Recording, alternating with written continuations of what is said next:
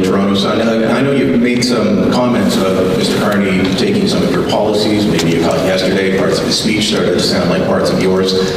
For voters looking at this, though, if they hear him talk about responding to tariffs, they hear you talk about responding to tariffs, about making sure the Canadian economy is resilient, outside of Bill C-69, which you made clear yesterday you would not repeal, and you made clear you would.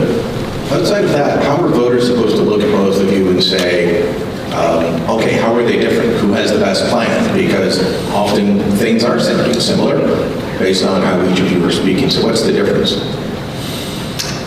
Well, sincerity, for one.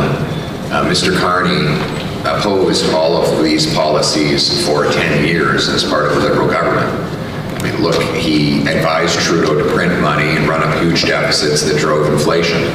He opposes pipelines and energy production here in Canada.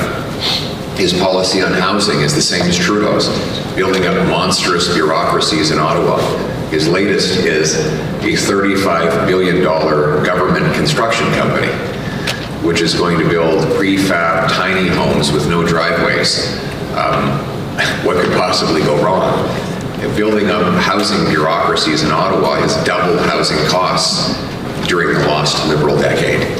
And giving Justin Trudeau and Mark Carney a fourth term will only make it worse.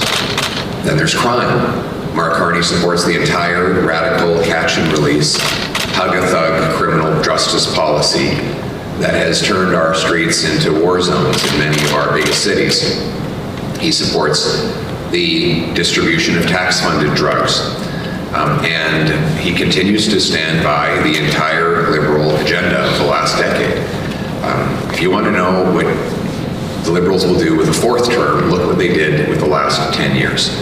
If you want to know what I'll do, look what I've been saying for the last 10 years. It hasn't changed. I have said exactly the same thing for the last 10 years, and it turns out that the things we must do to counter Donald Trump are all the things I said we should be doing before he even threatened the tariffs.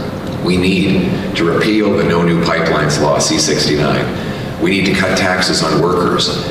We need to allow tax-free reinvestment of capital gains in Canada. We need to take taxes off new homes so that we can employ our trades workers in a field that doesn't require the Americans, that is to say, building homes on our own soil. We need to secure our streets and lock up the criminals to bring home safety. In essence, what we need after a lost Liberal decade is not a fourth term. What we need is a new government that will put Canada first for a change.